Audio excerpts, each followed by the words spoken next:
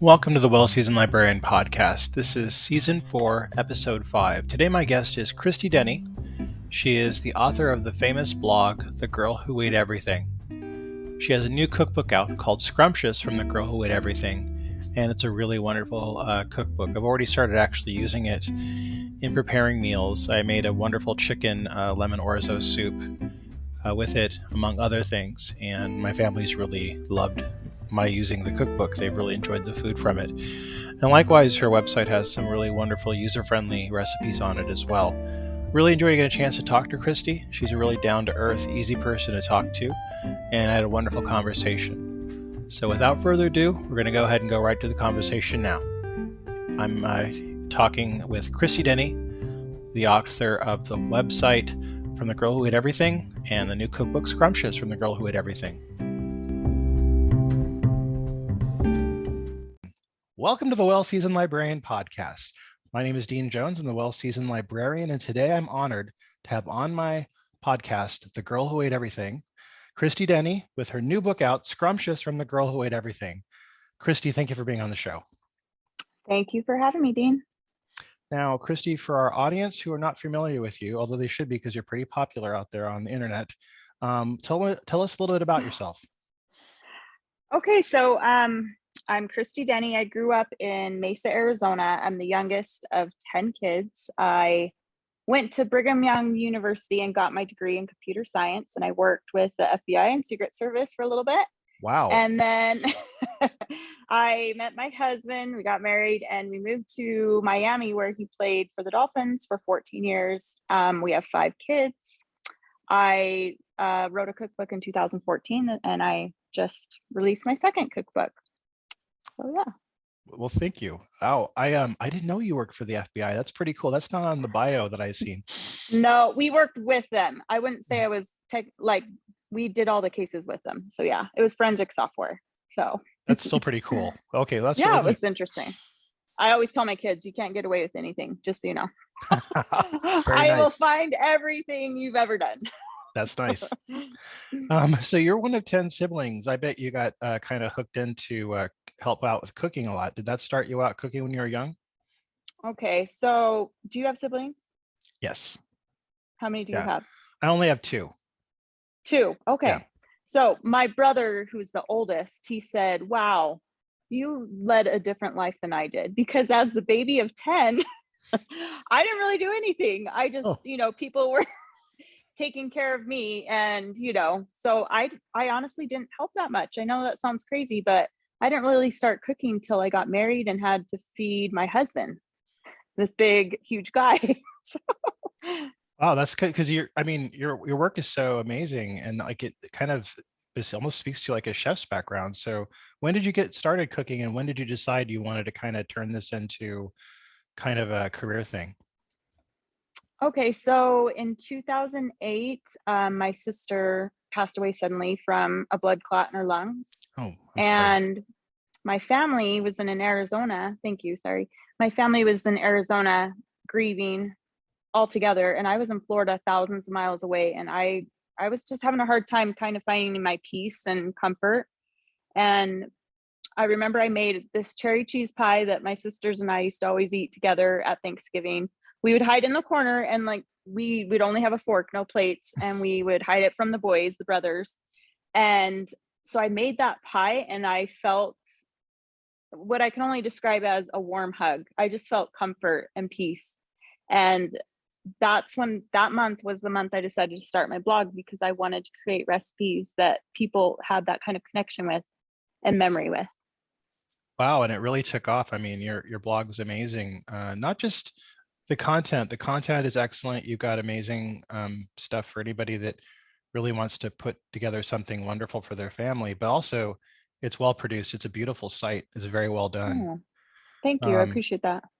Now, like me, you have 5 kids. How do you find time to write, to put out so much content and maintain a blog and all that, and take care of the 5 kids, cook for everybody? Okay, so I always turn around the questions on the people who ask them. So how do you find time?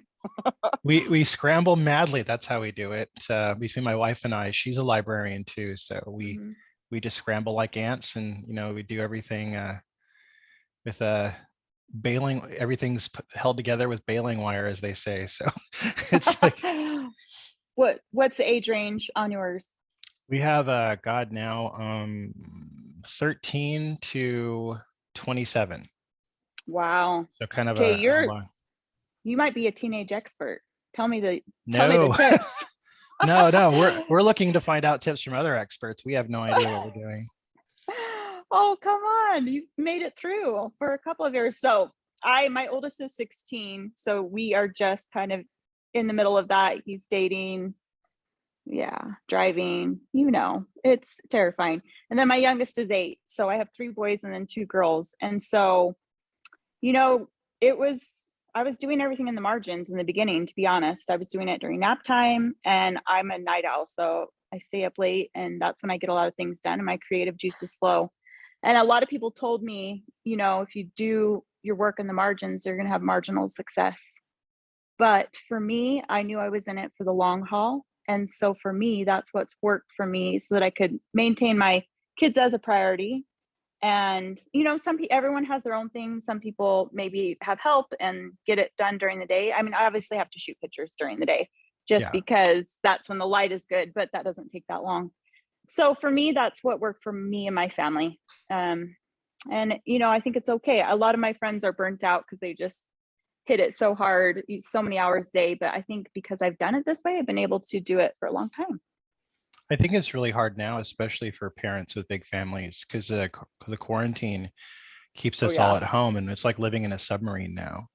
It really is. And they're I will say my home. Kids are, they're always home, but my kids are older now. And so I do have the school hours, which helps a ton. Yeah. Thank God for that. Yeah. Now, as I've said, you have a wonderful website. Now, you created something I thought was singular for your website. It's a visual recipe index. I thought this was pretty genius, and nobody else has this. How did you come to make that? So I feel like actually a lot of my coworkers, I don't know what you call them, my peers do have a visual recipe index, and I actually didn't code it. I am a programmer, but not good enough that I'm rusty. Let's put it that way. I don't want to break my whole site. So I did have someone do that for me. And I do love it because we are visual people by nature, and we want to see what we're going to make. We want to see I want to scan all the appetizers and see what pops to me. So don't you agree? No, absolutely. Because so often I've read cookbooks or looked online, and there's no pictures, and you're just like, I'd really like to see what this looks like. Yes, it would really help. Especially cookbooks. Even with my first one, I wanted to make sure that there was a picture with every recipe, just because we are so visual. I'm not going to make something unless, actually, I kind of have an eye for ingredients, but to see it just adds a whole nother level and a different sense to what you're seeing and experiencing. Well, yeah, I mean, I think, with cookbooks, I've talked to so many authors, and they tell me they fight for every photo. Yeah. If you have photos on every page, you're really lucky, because so many times they want to cut down on the amount you have. That was a non-negotiable for me. I was like, we have to have one for everyone. So no, I'm sure the fans appreciate that. I know I do. Now, you've written for both Betty Crocker and General Mills. How did that come about, and what's it been like for you? So I think they reached out to me in 2010, and I remember a lot of people asked, how did you get that connection? And they just saw what I was already doing. So I feel like a lot of people wait for that break to do I'm just waiting for someone to reach out to me. You just have to start and create quality work, I think, and then the opportunities will come to you. And so they were very patient with me. Looking back, my photos weren't that great. My recipes, probably weren't. They kind of taught me how to write a recipe and how to just the whole process, very professional. This is the copy, this is the dimensions, we need this angle. So they were very patient with me, and they sent me gifts every time I had a baby. They were like family to me. Nice. So I'm so grateful to them, and I still keep in contact with them. I quit. I didn't quit. I just felt like I was overwhelmed. And so I think in 15, I left, or I just said I needed to be done. So.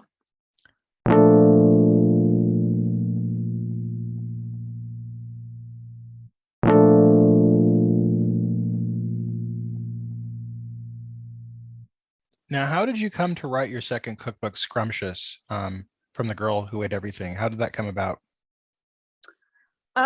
So over the years, I've had different publishers reach out, and I just felt like it was the right fit for me. So in 2014, when I did that cookbook, it was a sister company of Deseret who I used for this cookbook. And I don't think that had anything to do with it. But I will say, so in 2014, I had 5 kids under the age of 8, and my husband was in season. So basically gone. He was in football season. And Right. so that was a much different experience for me than this cookbook. And so when they reached out, I think they reached out like a year and a half ago, Deseret did. And I thought, let's do it. My kids are a little older. I've kept a running list of recipes that I wanted to do since my last cookbook, because I kind of was like, I want them all again. I want to do it again. You just learn so much with your first one. Right. And so I had this running list, and I also feel like with my first one, I felt like I needed to have the perfect cookbook. I needed to have appetizers, main dishes, desserts, and for this one, I feel like because I know my readers so well now, I know what they want. I know what I want as a busy mom. And so I feel like I actually ask them all the time what they want. And they said, we need quick and easy. Like, we need sheet pan dinners. We need 1-pan dinners. And I agree. And so for me, creating this cookbook was easy. It was like, oh, I know exactly what I'm going to do. Right. Right. So it was, and my husband, he's retired. And so he actually did the whole low carb chapter alongside me. We Oh, worked wow. together, Nice. but he's very passionate about food, and it was fun. Very cool. I mean, from what you've been saying, like for your website and your cookbooks, you get a lot of feedback from your fan base. Because as somebody who has read your website and the cookbooks, I really tell it's made for people like me who cook for a family, or sometimes Yeah. cook in increments. You cook for maybe 2 kids because of sports or something, or you're cooking for the Mm-hmm. whole family. And this is a very adaptable cookbook. I feel like you could really definitely like double a lot of the recipes if you have to, and it's really like user friendly for most families' kitchens. Did I you get a appreciate lot that. of yeah? Did you get a lot of feedback from your fans? Do you talk to them a lot? I actually do talk to them a lot. And when I was writing this cookbook, I kind of said, what kind of chapters would you like? And it all came from them. But like you said, I agree. I love that you said incremental cooking, because it is true. It's like you either eat dinner at 4 p.m. or 9 p.m. You know what I mean? With Yeah. kids in sports. Yep. So Oh yeah. Yep. it's tricky. It's definitely tricky. So yeah, I feel like when you do have that many, well, I don't have that many followers. When you have followers, you can definitely get a pulse for what they need and what they want. And so that's why I think hopefully this will be successful, because they ask for it, right? They ask for all these things. What's one of the most touching emails or letters you've gotten from a fan?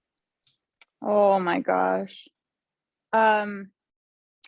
It's funny you say that, because I feel like I've gotten a lot this week just because this was the week that the cookbook was released. But like, people said, I started in 2008. So someone wrote me and said, you taught me how to cook 13 years ago, and I've cooked alongside with you. And she didn't know how to cook.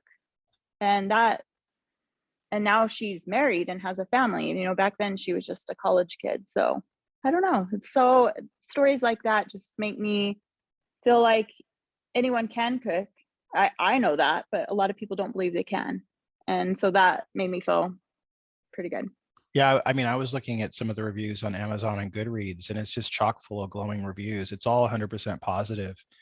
They are very Okay. popular. They are not okay. I'm hard on myself though. I was like, oh, I'm not going to read the reviews. And then I looked, and like, people had put 4 stars because some of the dishes weren't, what they say, they were too indulgent. And I was like, do they know the name of my website? The girl who ate everything. It's not the girl who ate a little bit. I always discount those people because I think they're going to give 4 stars anyway. Yeah. I read a lot of reviews, and sometimes I'm like, come on, like you were just going to give that anyway.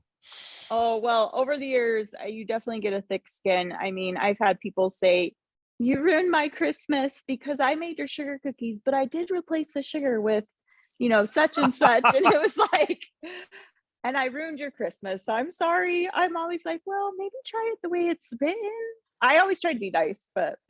I hear that from so many cookbook authors. Dory Greenspan was talking about that, how she said she gets feedback that people say that exactly what you just said. Like I made this, but I substituted and it turned out bad. You're like, what are you doing? Yes. And you ruined my Christmas, or I don't know what else they said. I don't know. It's crazy. Dory's a goddess. Oh, she was so nice. Yeah, she's a great lady. Yeah. I'm glad to hear she was nice. Yeah, that's awesome. Now, what is your favorite recipe in the book? Oh, shoot. Hard question. Sorry. So we have made the Philly cheesesteak sheet pan recipe 100 times. So my family really loves that one. I really love the apple crisp in there. There's a sheet pan apple crisp. It's just the perfect amount of crisp to apple ratio because it's spread out instead of having, a thick filling with a very thin top. So yeah, It's really very hard to pick though, like you said, because I wouldn't put them in there if I didn't love them. Well, I actually have the sheet pan Philly cheesesteak on my list for our menu for next week. That's Thursday next week. So it's Thursday. So will your kids eat the peppers on top? So sometimes I have to put peppers on half of it because my kids most don't of my eat kids love peppers weirdly, which I always find weird because like they don't like other things that are more normal, but like they love peppers. They all really like peppers a lot. Yeah, my olders do. My 8-year-old not so much. Yeah. A lot of our kids like mainly chicken nuggets, so we have that too. They're lucky. My kids, my husband thinks they're the devil, so they are chicken nuggets. They're evil. I dislike them immensely. Every time I have to cook them, I'm like, well, I will say my kids, just because I have always kind of pushed their palates, I've always introduced new stuff, so they will at least take a bite of things. I'll just say, trust me, and they can decide for themselves. They don't have to like everything. It's fine. Well, is it already, it must be getting kind of cold there in Utah. Is that already getting kind of cold there? Oh my gosh. I had to buy closed-toed shoes when I moved here because I grew up in Arizona and then I went to Miami. I was in Utah for college, but I had like one pair of shoes. But yes, I am not ready for the winter. I'm not ready for this. I love the warmth. We actually went to Miami a couple weeks ago and it was time for us to leave, but I do love that warm water, that clear water. Oh, it just feeds my soul. Yeah, it's a very different world on this side of the country. It's Where are you? I'm in California, but I'm in the higher elevations. I'm in the farmland. So I'm right outside of the Bay Area, but closer to Modesto. So I'm surrounded by cattle. Oh yeah. So we're surrounded by farms and cattle production. I can go to I can hit any farm stand within a mile. So I'm really lucky. Yeah. I'm embarrassed by produce out where I'm at. Yeah, it's good. I like it out there. Yeah. Only thing is it's really, really hot in the summertime. It's like 120s. So what? Yeah, it's really, really, it's like living on the sun. Way. Yeah. Oh we got married in Arizona in July. So it was 115 and my husband, I think he sweat through his suit. I mean, he was just dripping. God.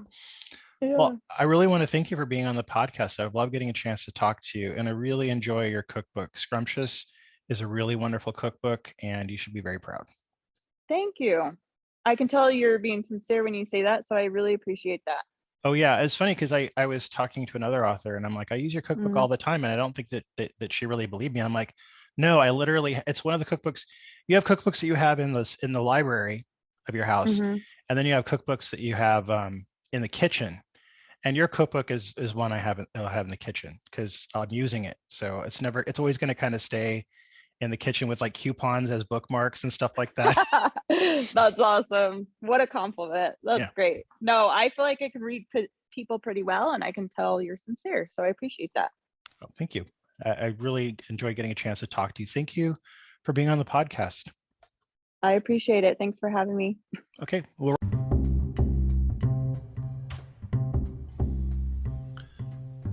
That was our conversation with Christy Denney, who has written the book Scrumptious, from the Girl Who Eats Everything, and also has the website of the same name. The Girl Who Ate Everything. A wonderful conversation with Christy, and I hope to have her on the podcast again. Next up, we're going to have on Wednesday JP McMahon. This was a kind of a late entry to this week's lineup. I got a chance to talk to JP McMahon, and I'm a really huge fan of his new book, The Irish Cookbook. He's also a prolific writer and restaurateur in Galway, so I wanted to mention him being on the show on Wednesday. And then on Friday, we're going to have Cenk Somnazoy, who has written The Artful Baker's Cookbook, and he is just a wonderful cookbook writer. His book, The Artful Baker, is just fantastic, and I can't wait to have you listen to our conversation as well. So again, this week, coming up next, we have JP McMahon on Wednesday talking about the Irish cookbook at his many restaurants, and then Cenk Somnazoy on Friday to speak about the Artful Baker Cookbook and his website. Until then, I wish you all a good week and happy cooking.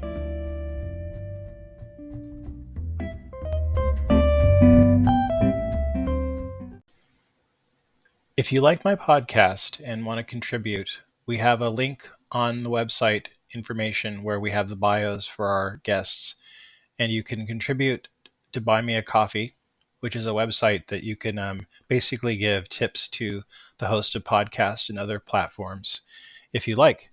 So if you want to leave me a tip to purchase a coffee, I appreciate your gratitude. If you enjoy my podcast, please let other people know about it, share the information on social media, or tell a friend about it. Thank you very much.